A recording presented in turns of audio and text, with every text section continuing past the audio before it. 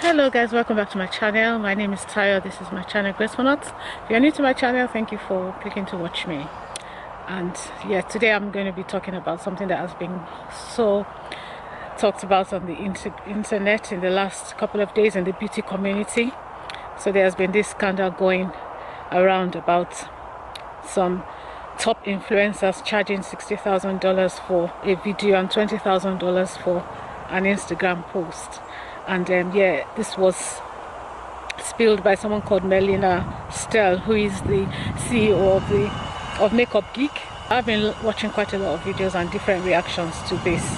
I'm actually outside in the garden at the moment, so just excuse the noise. I don't have all my kits with me because I'm on holiday, so I'm just sitting down, and I just felt I just had to come on and say something about this issue. So yeah, many people have been reacting to what she said, being overlooked because she can't afford to pay that amount of money to influencers, and some influencers have gone as far as saying that they're going to, if she doesn't pay that amount of money, then they're going to go on to YouTube and discredit her products, which is really quite is odd, isn't it? It's very, very surprising that is happening. Anyway, I'm just going to give my own views, and then I'm going to let you watch the video. So my view is that $60,000 is way too much to charge for a video.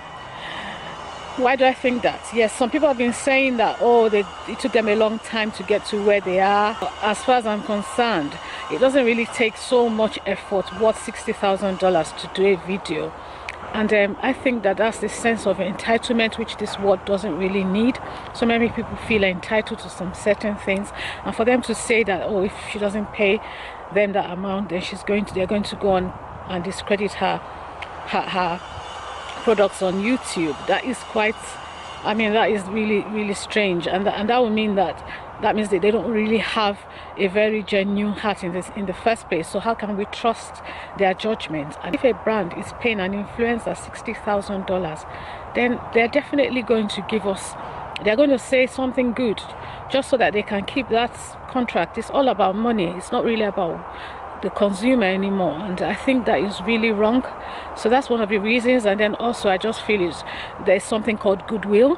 You can do things, I'm not saying doing it for free, I'm not saying do it for free, but I do think there's something called goodwill, and you can do things to help people. It doesn't always have to be about charging so much. I'm not saying they should do it for free, and as well as charging the brands, they also get a lot of money when they advertise. Many of them have about 5 million subscribers, and imagine putting so many adverts on one video. Most of their videos are very long, they're at least 20 minutes long. They put about 3 adverts on each video, so you can imagine how much they will be making from those videos anyway.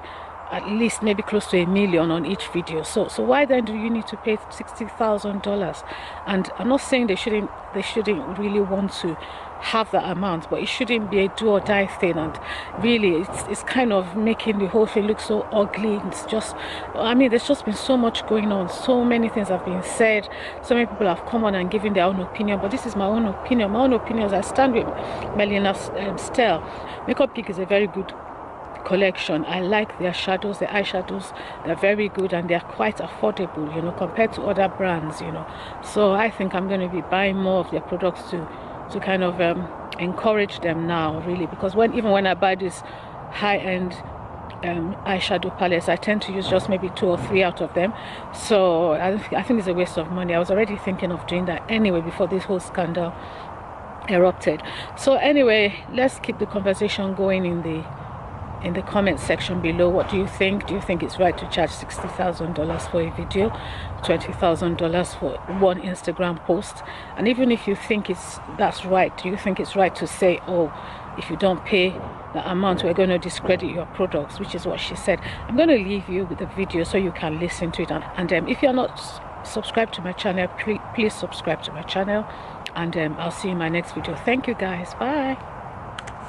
All right, you guys, I have a really important video that I want to talk about today, and I'm so sorry about all the noise here. I'm in LA for filming and such, and there's a lot of traffic going on, so please excuse that.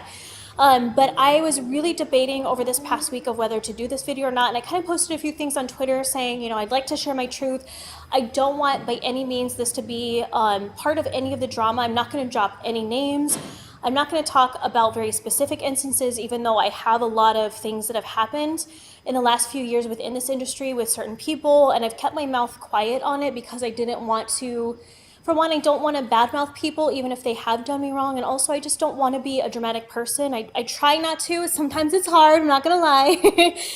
But I feel like now is a good time to finally speak up of what I really think is going on in the beauty industry, and I want this to come from a very neutral spot because I feel like I have a unique advantage. I'm not only a brand owner now, but I've been an influencer for the last 10 years, so I feel like I can take kind of a neutral side and say I think both parties are part of the problem that has happened in the beauty community right now, and I think it's really sad. And unfortunately, I feel like I've seen this coming for the last year, and I wasn't able to say anything because I didn't want it to be taken wrong and thinking that, oh, well, if, Makeup Geek isn't talked about as much anymore, Marlena's just being a hater, she's being jealous, and it's not any of that, but I'm so sorry if, I haven't spoken up enough in the last year. I was just honestly afraid of people taking it the wrong way and thinking that my motives were bad when it's not. I generally just want to speak my truth.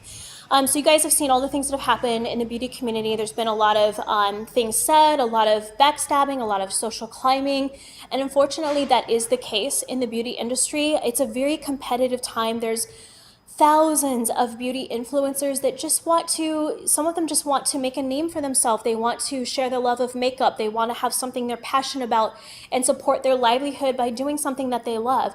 Some, unfortunately, are doing it because they just want to be famous. They want to have a nice paycheck. They want to go on trips. They want to, have the fame and not really share the love of the beauty in the industry. And that's the part that's really sad for me. And I think part of the problem has been the social climbing influencers. And again, I'm not going to say any names because it doesn't help anything at all. And I think part of it is the company's faults too in supporting that.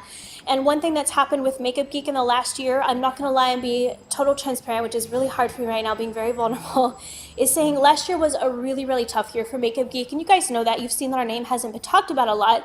The reason why has been we haven't been supported by influencers because we haven't paid them massive amounts of money. When you're a smaller company, you don't have the big funds to do that, especially if we're trying to make makeup that's made in the US. It costs more than making it overseas. And us trying to keep our price point low enough to have enough margins to where we can actually be profitable. So with that being said, we don't have $60,000 to pay someone to do one video. And that's the rates that we've been given. And although as an influencer, I want to support other influencers so much because I know what it's like to have started and spend so much time filming a video, editing it, putting yourself out there, and the emotional toll it takes to be an influencer, to have yourself critiqued and judged all the time. It's hard, I'm not gonna lie. It's difficult to be an influencer and to put yourself out there publicly. However, there's a difference between making a good living for yourself and charging so much that there comes a sense of entitlement. And I think that's where the problem is right now. I feel like because there is so much ways to make money now by, promoting different companies and then paying certain fees. I think there comes a sense of entitlement. It's like, oh, well, I'm bringing you business.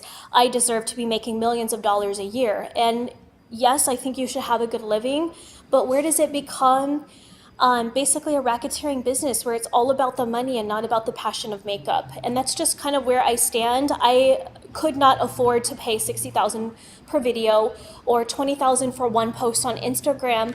I was really struggling personally as a brand owner because it's like I'm an influencer and I know what it's like. And that's why I started Makeup Geek, because I wasn't being paid by any of the big companies 10 years ago to do makeup, and I was busting my butt filming videos. And so that's why I started my own company. So I get it. I'm trying to stay very neutral and say, yes, I want to pay influencers and I want everyone to be happy and make money, but let's not make it to a point where you're just basically it's all about like how much money you can make and who you can kick and step on your way up. It's not right. It needs to stop. And I think companies are understanding that too.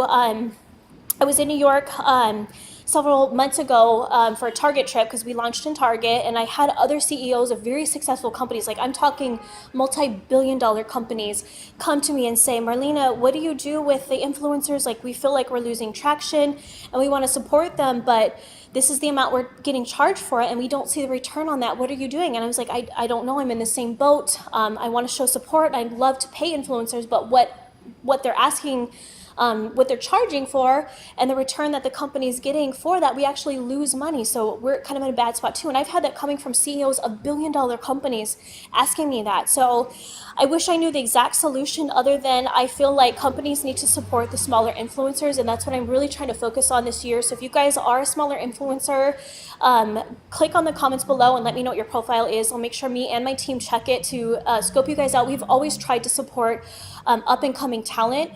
So I think companies are responsible for what's going on in the industry. I think they need to focus on what we call the micro influencers, people that have smaller followings but are very genuine. And I think the influencers have a responsibility to do this because you're passionate about it and not step on people on the way up. If you're bad-mouthing people or if you're being friends with them just because you want to gain their followers, I think that's wrong. And I think all of those watching kind of have a responsibility too to see that and kind of spot it, like, okay, I see this person's best friends with this one and now they're trying to get their audience, but then 2 months later they're not friends. When you see kind of signs like that, you kind of know those are some warning signs. And again, I'm not trying to say any names, you guys, because this isn't just focused on a few people. There's been literally like 20s and 30s number of people that I personally come across that I've seen this happening. And so it's hard. It makes me really sad. So I think that's kind of the solution, and that's my point of view right now, is saying that it takes both parties, not only the influencers, to, if you're not passionate about makeup, you're doing it just for the money and just for the social climbing, don't do it. If you're doing it just for the fame, in the end, it's going to catch up with you, and fans are going to recognize that and see that it's all about the money and not about makeup. And then I think brand owners and companies themselves need to realize that there's multiple talent out there, and that, yes, it's amazing to support people with larger followings. They've somehow done something right to get to that point. So obviously they're doing something, but let's reach out and not just focus on a small group, and let's focus on a multitude of super talented people out there that are just trying to share their love of makeup and be passionate about it. So that's my thoughts on that with the beauty industry. I've been in this for 10 years. I've tried to stay quiet, and I hope that you guys take this as me not trying to like get in the drama at all. That's why I'm not going to drop any names. And I've had very specific instances that have literally destroyed things for the company because I've been told if I don't pay this certain amount for a video that they're either going to talk bad about Makeup Geek or they're not going to use it at all. And for me, it's like, dang, I was like, when you started, I was helping you come up with your lights. You were asking me for advice, and I gave it to you, and then to turn around and say, oh, well, you're not going to pay me this X amount because I truly can't afford that, then I'm just not going to use your stuff. And I think that's just wrong, to be honest. And I'm sorry to put that out there. So I hope you guys understand my point of view. This is such a hard video to film because I don't want it to come off as me bad-mouthing anyone. I just want to be very truth of the story of what's really happening in the beauty industry. It is a lot about money, and people talk about products of who pays them the most, and it's sad. I wish it was just genuine reviews, and hopefully it'll change in the near future. I'd love to see that. I'd love to see brands and influencers focus on the makeup again and not all of the other stuff that comes along with it. So that's my story. That's all I'm saying for now. I'm not putting any names, no specific instances. I just want peace and love and going back to makeup. So that's what I'm doing. I'm gonna, on my channel, post some more makeup tutorials, educational stuff, and all that fun stuff. So stay tuned for that. And I hope you guys are doing great. I'll talk to you soon. Bye.